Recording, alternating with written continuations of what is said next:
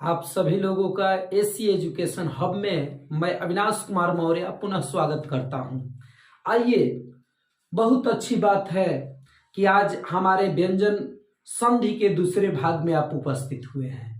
अगर आप पहला भाग न देखे हो तो पहले उसको क्या करिएगा, देख लीजिएगा।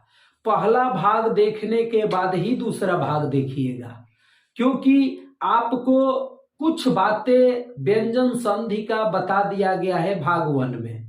तो आइए, भाग 1 में एक बार अगर आप देखे हैं तो रिवीजन कराते हुए आपको बता दें कि व्यंजन संधि से संबंधित हमने 3 नियम दिया था और 3 नियम व्यंजन संधि भाग 1 में दिया। अब जो है 3 नियमों के बाद चौथा नियम चलेंगे किस पर? आपका व्यंजन संधि का ये आपका चौथा नियम होगा, नियम नंबर 4। देखिए, ये चौथा नियम पढ़ेंगे और जैसा कि आप पहले से ही देख चुके हैं कि जो भी पढ़ाया जाएगा वो व्यंजन संधि में बिल्कुल ट्रिक पर। अब देखिए ट्रिक, यहां पर नियम नंबर 4 है ना। नियम नंबर 4 का तो हम नाम देंगे तो संबंधी नियम। तो संबंधी नियम, देखिए ध्यान से समझिएगा। अगर बहुत बारीकी से समझेंगे तो एक चीज बता दें, तो संबंधी नियम तो कितने हैं? 8। तो संबंधी नियम 8 है, लेकिन 8 नियम बहुत आसानी से, इसी के लिए आपको यह मैटर पहले से लिख कर रखे हुए हैं। इसलिए ये इस मैटर को लिख कर रखे हुए हैं कि आपका यह जो तो संबंधी नियम है ये 8 नियम है और 8 नियम आप यहां से क्या करेंगे, समझ जाएंगे। ठीक, तो देखिए तो संबंधी 8 नियम क्या क्या है। तो आइए एकदम धैर्य धारण करके हमारी बातों को सुनिए। हमें उम्मीद है कि आपको यह तो संबंधी नियम का पूरा निचोड़ आपको समझ में आ जाएगा। देखिए, इधर देखिएगा, च या छ को एक जगह घेरिए, इसके बाद ज या झ को दूसरी जगह घेर लीजिए, इसके बाद ट या ठ को घेर लीजिए, इसके बाद ड या ढ को घेर लीजिए। हमने कितना घेरा बनाया? 4। देख लीजिए, एक च छ का, एक ज झ का, एक ट ठ का, एक ड ढ का। तो कितना हुआ? 4 हुआ ना। एक घेरा यहां पर बनाते हैं ल पर, 5 हो गया। एक घेरा बना लेते हैं तालव्य स पर, ठीक। एक घेरा बना लेते हैं दंती स पर और एक घेरा बना लेते हैं ह पर। देखिए, इसीलिए मैं मूल व्यंजन 33 लिखा हूं कि आपको समझाना है क्या? तो संबंधी 8 नियम। 8 नियम को देखिए ना, इसको कहिए पहला, दूसरा, तीसरा, चौथा, 5वां, 6वां, 7वां, 8वां। ठीक, ये आपके दिमाग में एक प्रारूप बनाने के लिए, पहले दिमाग में जब यह प्रारूप बन जाएगा ना तो समझिए कि बहुत आसानी से आपको ये तो संबंधी नियम आ जाएगा। तो इस प्रारूप को बनाने के लिए देखिए, कोई भी कार्यक्रम है, कुछ भी दुनिया में मुश्किल नहीं है। कब? जब आप उसका पहले से डायग्राम अपने दिमाग में बना ले तब। आज जैसे ही प्रारूप दिमाग में बैठ जाएगा, समझिए कि आपका आजीवन रहेगा, वो जल्दी निकलेगा नहीं। बस एक ही चीज ध्यान में रखना होगा, अभ्यास। ठीक, तो आइए, यहां पर आपको 8 दिखा दिए ना प्रारूप। अब इन 8 पर एक एक नियम देखिए कैसे बताएंगे। जैसे पहला नियम समझिएगा, पहला नियम क्या है? तो ये तो हलंत, तो हलंत के बाद क्या आए? तो च या छ आए। देखिएगा, तो हलंत के बाद क्या आए? च या छ। दिखाई दे रहा है ना। तो जब च या छ आएगा तो हलंत किस में बदल जाएगा? च हलंत में। देखिए वहां से, ये तो संबंधी नियम है तो पहले रहेगा ही। इसके बाद च या छ, तो देखिए च या छ, तो इस च या छ में से कोई एक आ जाए तो किस में बदल जाएगा, च में बदल जाएगा। तो इस पर सबसे पहले आप क्या देखें, उदाहरण देखिए, यहां पर उदाहरण देखिए, उदाहरण से संबंधित आप कहेंगे, जैसे आप कहते हैं कि उत्धन चारण, उत्धन चारण, बोलिए उत्धन चारण, तो हलंत के बाद च आया कि नहीं आया, आया ना। आज जब आया तो हलंत किस में डुबकी लगाएगा, तो हलंत तुरंत डुबकी लगा देगा च हलंत में, बोलिए। तो जब च हलंत में डुबकी लगाएगा तो अब क्या करना है, जब डुबकी लगा लिए तो अब फिर से कपड़ा पहन लो, अर्थात इसको फिर से जैसे था वैसे लिख देंगे। तो यहां पर आप लिखेंगे उ, तो की जगह हो जाएगा आधा च, फिर चारण, उत्धन चारण, उत्धन चारण बराबर उच्चारण, ठीक। इसी तरह एक उदाहरण आपको मैंने च पर दिया, इसी तरह एक छ पर देता हूं।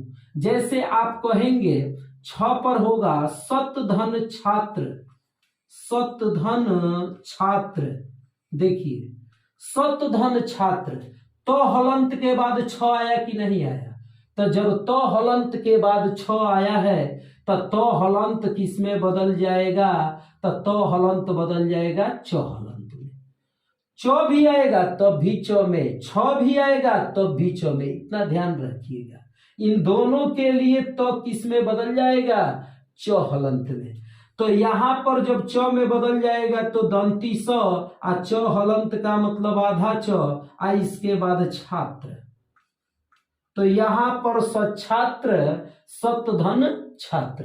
तो चलिए, ये आपको पहला नियम क्या हुआ समझ में आ गया, ये किस पर था, च या छ पर। अब देखिए यहां पर अब चलेंगे दूसरा नियम, ठीक।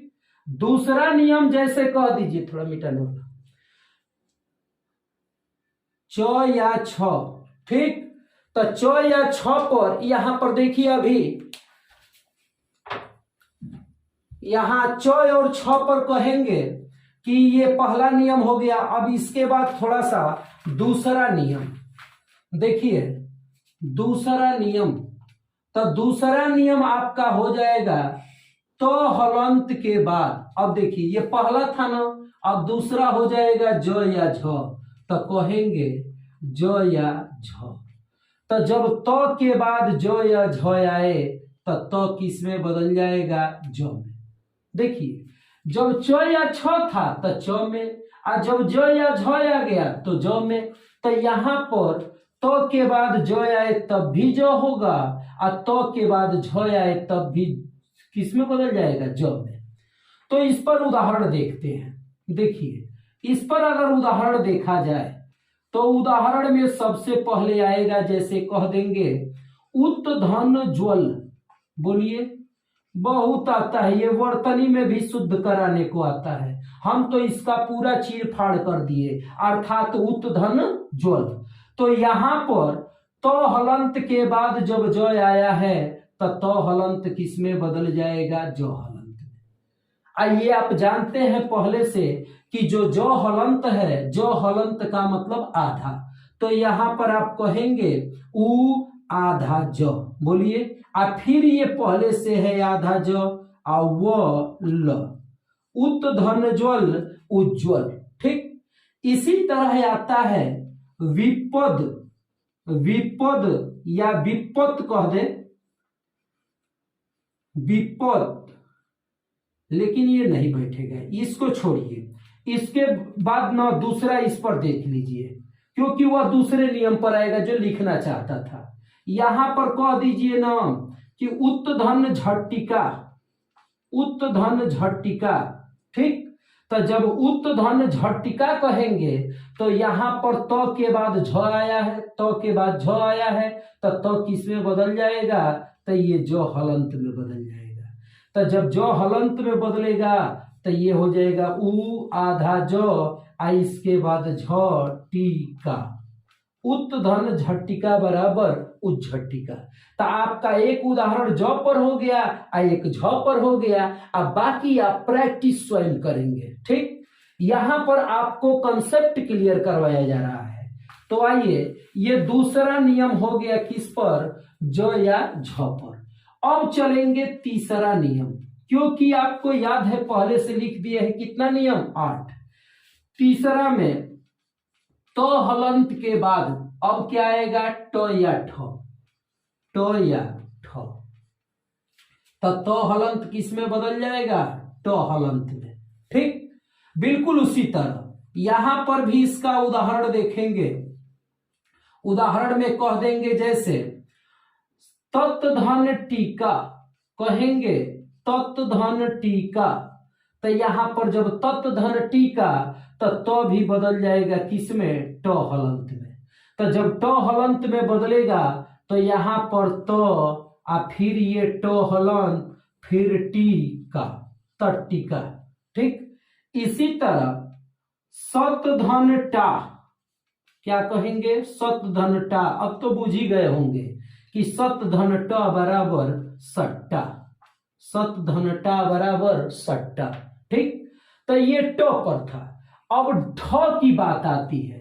तो देखिए, ठ पर सही कहिए तो उदाहरण 9 के बराबर आता है, लेकिन फिर भी मैंने उसको इस नियम पर सेट करा रखा है, और वो है आपका, जैसे कह देंगे मत धन ठा मठा, मत धन ठा मठा, ऐसे कह सकते हैं। लेकिन कभी कभी स्थिति ये आती है कि ठ की जगह थ भी होता है, लेकिन वह स्थिति दूसरी होती है, हम बताएंगे। मत धन ठा बराबर मठा। तो यहां पर ट और ठ पर ये नियम था, जिसमें किसमें बदल गया, तो ट में। तो ये आपका तीसरा नियम। ठीक, अब चलते हैं चौथे नियम पर, क्योंकि हमको पूरे नियम आज कवर करने हैं। देखिए, तीसरा के बाद चौथा, चौथा नियम है कि जब त हलंत के बाद क्या आए, ड या ढ आए। त हलंत के बाद ड या ढ आए तो त हलंत किसमें बदल जाता है, ड हलंत में। बिल्कुल, जैसा एक बुझ गए ना तो समझिए कि है चारों बुझ गए, क्योंकि आप बुझते ज्यादा हैं।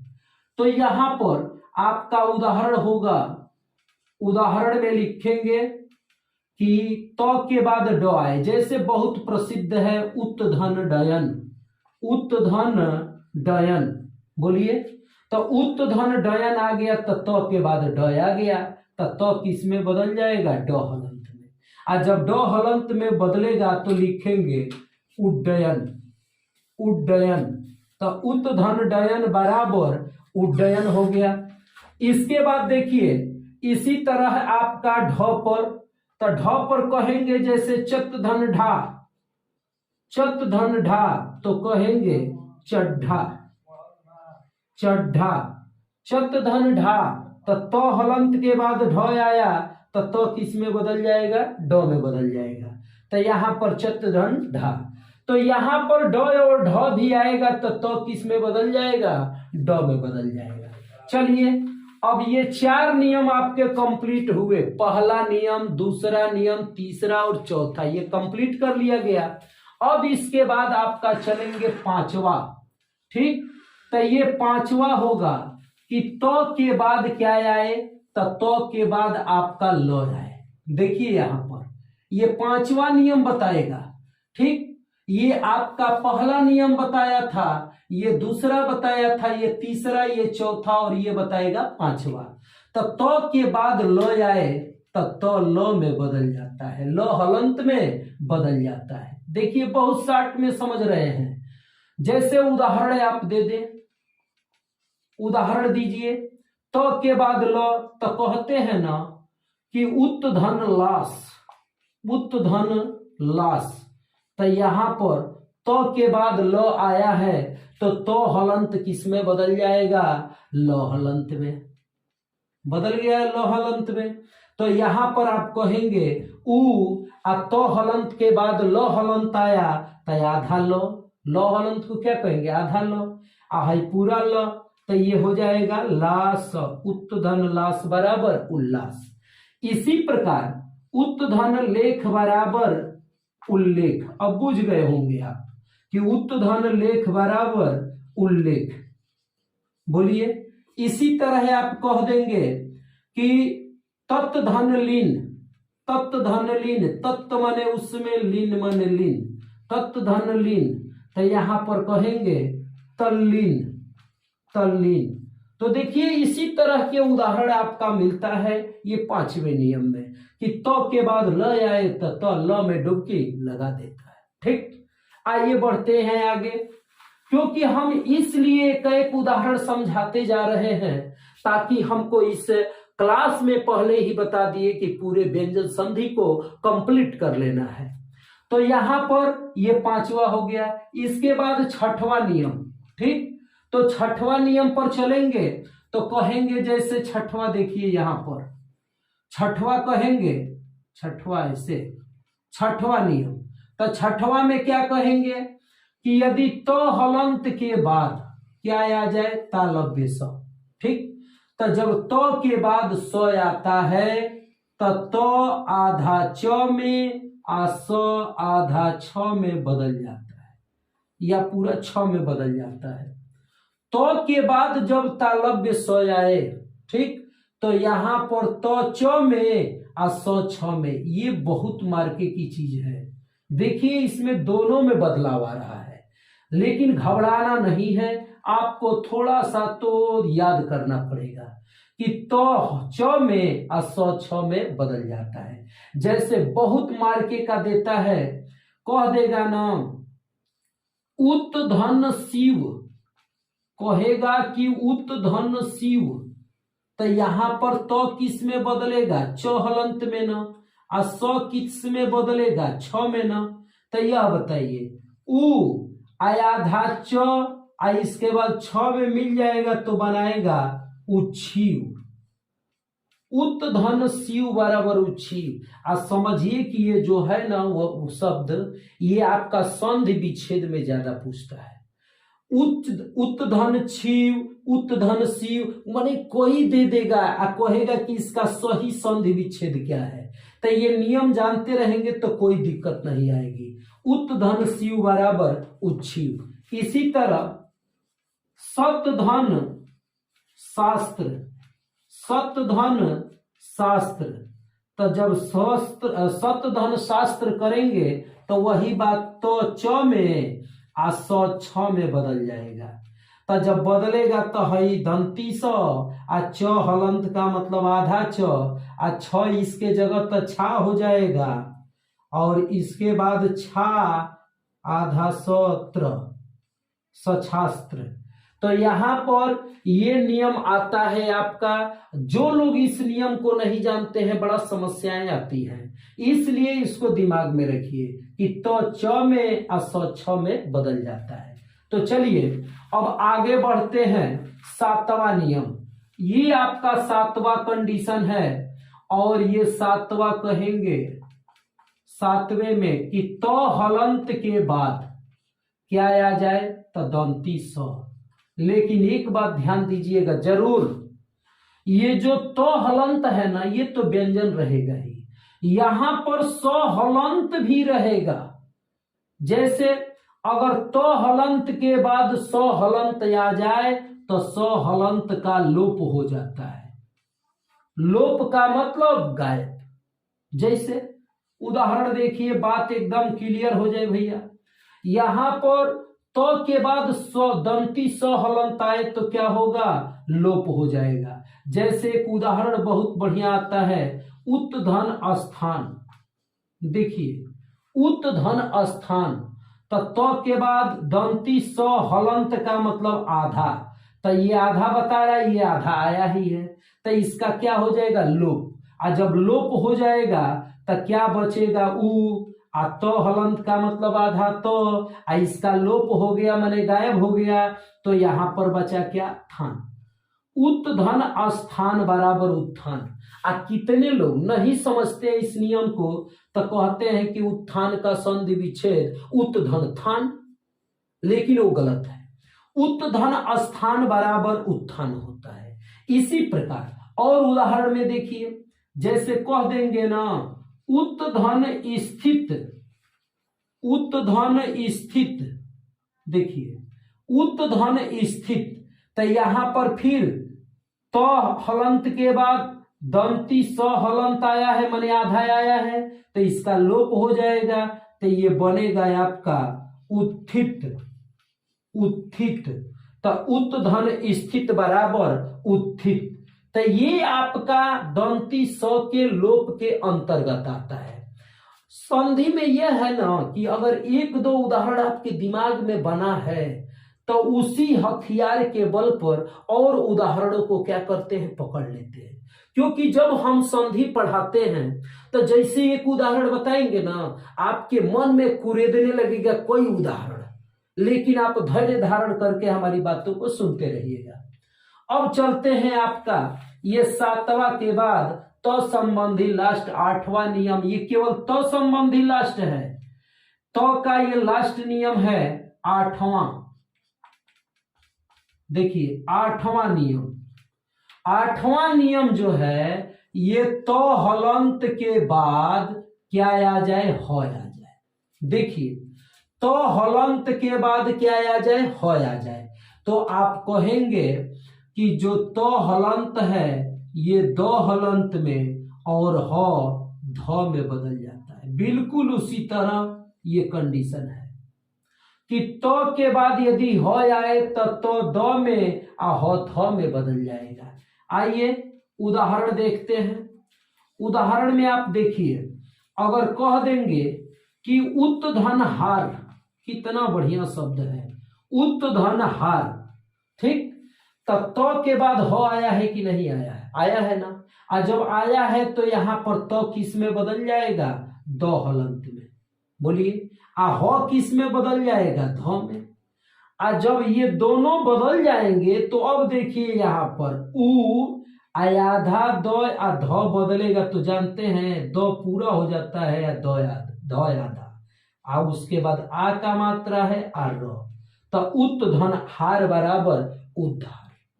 इसी प्रकार बहुत बढ़िया चीज आता है तो तत्धन हित, देखिए प्रत्यय में आता है तत्धन हित, तत्धन हित, ठीक, तो तत्धन हित, तो यहां पर तो भी बदलेगा किसमें, दो हलंत में, और जो ह है वो भी बदलेगा किसमें, ध में।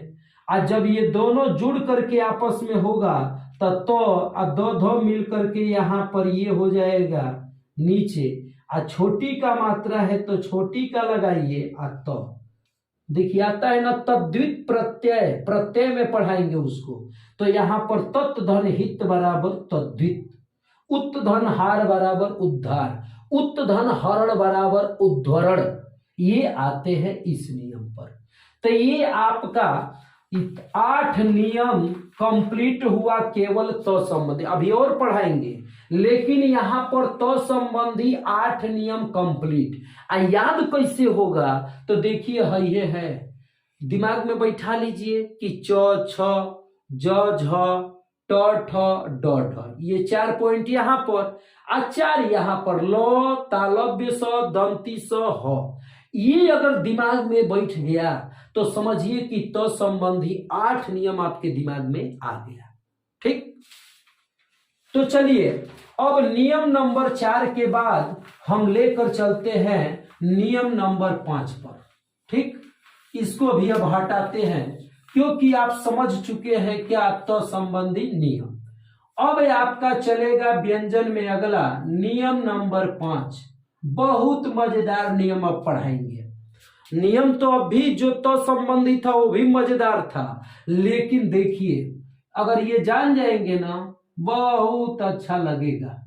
री र या मूर्धा स, अगर इसके बाद आपका न आए, देखिए ये आता है नियम कि री या र या मूर्धा स के बाद क्या आए, न आए, तो यह न जो है जुटने के बाद अड़ में बदल जाता है। जब न जुड़ेगा तो किस में बदल जाएगा, अड़ में। अर्थात इस नियम को नाम देते हैं लोग कि न का अड़ में परिवर्तन। लेकिन हमने डायरेक्ट नियम लिखा कि री या र या स तीनों में से कोई हो, कहीं पर भी हो। शब्द में ये कोई जरूरी नहीं है कि ये लास्ट में हो, ठीक, ये वर्ण कहीं पर भी हो लेकिन होना चाहिए। न भी इसके बाद वाले शब्द में कहीं पर भी हो, होना चाहिए, तब परिवर्तन होता है न का अड़ में। जैसे उदाहरण देखिए, उदाहरण में कहते हैं प्रधन नाम। प्रधन नाम बोलिए, प्र में कौन सा र है? तो र आपको बताए हैं राडार र, ये आपका राडार र है। जो लोग नहीं जानते होंगे, हमारा र के विविध रूप में वाला वीडियो देख लेंगे तो वहां पर क्लियर हो जाएगा ये र है, तो र आ गया है। आज जब र के बाद क्या आया है? न आया है, तो न किस में बदल जाएगा? अड़ में। तो यहां पर क्या हो जाएगा? प्रणाम। प्रधन नाम बराबर प्रणाम। इसी प्रकार परिधन नाम बराबर, अब तो बुझ गए होंगे ना, परिधन नाम, तो र के बाद न आया है तो न अड़ में बदल जाएगा, तो परिधन नाम बराबर परिणाम। परिणाम।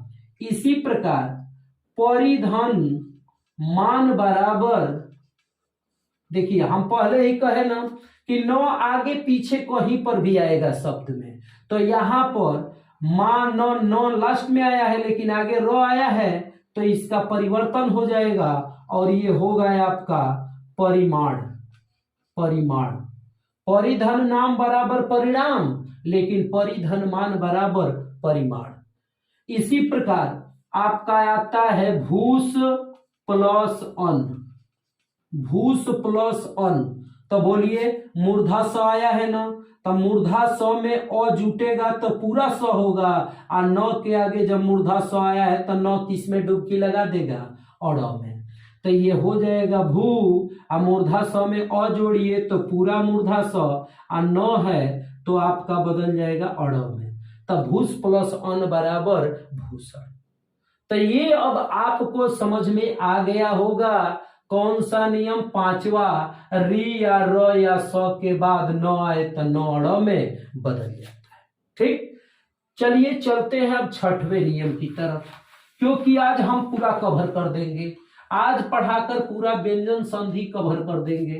ठीक, इसमें आपका देखिए अब क्या नियम आता है कि अगर छोटी या छोटा ऊ के बाद, ठीक, अगर छोटी या छोटा ऊ के बाद क्या आए, तो जैसे आप कह दिए ना कि छोटी या छोटा ऊ के बाद दंती स आए, ठीक, तो दंती स मूर्धा स में बदल जाता है। देखिए नियम, अगर छोटी या छोटा ऊ के बाद दंती स आए, कितने लोगों के दिमाग में चल रहा होगा ना कि सर जी ये तो आप व्यंजन संधि पढ़ा रहे हैं, आइए पहले स्वर कहां से आ गया? तो सुनिए, स्वर संधि का नियम होता है कि स्वर के बाद स्वरे आए, लेकिन यहां पर व्यंजन संधि में है कि स्वर के बाद क्या आया है? व्यंजन। तो कहीं पर भी आगे पीछे एक जगह अगर व्यंजन आ गया तो समझिए कि वह व्यंजन संधि होगा। स्वर कब होगा? जब दोनों कंडीशन में आएगा तब। इसलिए यह बहुत महत्वपूर्ण नियम है कि छोटी ई या छोटा ऊ के बाद दंती स आए तो दंती स किस में बदल जाता है? मूर्धा स में। मजा तो तब आता है जब उदाहरण आप देखते हैं। देखिए उदाहरण, कहेंगे कि सुधन समा, सुधन समा, तो सुधन समा, तो बोलिए स में छोटा ऊ है, ठीक, और इसके बाद दंती स आया है तो दंती स किस में बदल जाएगा? मूर्धा स में। तब तो बुझ ही गए होंगे कि सुधन समा बराबर सुषमा। इसी प्रकार विधन सम, विधन सम, बोलिए, तो विधन सम, तो यहां पर दंती स आया है, यहां पर छोटी का मात्रा है कि नहीं है? वह में छोटी है तो छोटी, इसके बाद दंती स है तो दंती स, तो ये मूर्धा स में बदल जाएगा तो हो जाएगा विषम। ठीक, इसी तरह आपका आता है अभिधन, अभिधन सेक। देखिए सेक, दंती स है ना, तो अभी के बाद अगर दंती स आए तो यहाँ पर भ में छोटी या छोटी के बाद दंती स, तो ये है मूर्धा स में बदल जाएगा, तो ये हो जाएगा अभिधंसेक बराबर अभिषेक। ये कई बार परीक्षा में पूछा है कि अभिषेक में कौन सी संधि है, तो आपका कौन सा है, व्यंजन संधि। ठीक, इसी तरह आप कह देंगे विधन साध, विधन साध, देखिए वही नियम पर, तो हो जाएगा विषाद। चलिए आप जो है अब पकड़ लेंगे इस पर आधारित, तो ये आपका 6वां नियम है, और लास्ट अब 7वां नियम लेकर के कंप्लीट कर लेंगे व्यंजन संधि। 7वां नियम देखिए, कहने को तो 7वां नियम है, लेकिन बहुत सारा नियम पढ़ा दिए हैं, क्योंकि आपको ट्रिक में बताया जा रहा है। और 7वां नियम क्या होगा लास्ट, तो कहेंगे कि यदि स्वर के बाद छ आ जाए, स्वर के बाद क्या आ जाए, छ आ जाए, तो यह जो छ है वो आधा च और छ में बदल जाता है। देखिए लास्ट नियम है इसका कि स्वर के बाद छ आए तो ये छ आधा च और छ में बदल जाता है। जैसे उदाहरण में कहेंगे, देखिए कहेंगे उदाहरण में कि अनुधन छेद, बड़ा पूछता है इसको, अनुधन छेद, तो अनुधन छेद करेंगे तो यहां पर बोलिए स्वर आया है कि नहीं, छोटा हूं स्वर है, और इसके बाद छ आया है, तो यह किस में बदल जाएगा, अनु, और छ बदल जाएगा आधा छ में, तो अनुधन छेद बराबर अनुच्छेद। इसी प्रकार विधन छेद बराबर हो जाएगा आपका विच्छेद। इसी तरह आप कह देंगे क्या, जैसे परिधन छेद, ठीक, तो परिधन छेद बराबर परिच्छेद, आधा छ में बदल जा रहा है। और इसके बाद आपका जैसे एक और उदाहरण ले लीजिए, आधन छादन, तो यहाँ पर आ स्वर है ये है, आ छ जो बदल जाएगा आधा छ में, तो कहेंगे आच्छादन। ठीक, तो देखिए इस तरह व्यंजन संधि में आपको हमने 7 नियम पढ़ाया, लेकिन आपको चौथा नियम याद होगा कि चौथा नियम तो संबंधी नियम था, उसमें 8 नियम थे। ठीक, इस तरह आपको अधिक से अधिक नियमों को मैंने बहुत कम नियमों में क्लियर कर लिया। आप एक बार हमारा भाग 1 और भाग 2 देखिएगा, आपका पूरा व्यंजन संधि कंप्लीट हो जाएगा। ठीक, तो आप लोग इसी तरह क्लास में बने रहिए और लाइक शेयर सब्सक्राइब करना ना भूलिए। भाई आप ही लोगों के लिए मेहनत किया जा रहा है। धन्यवाद।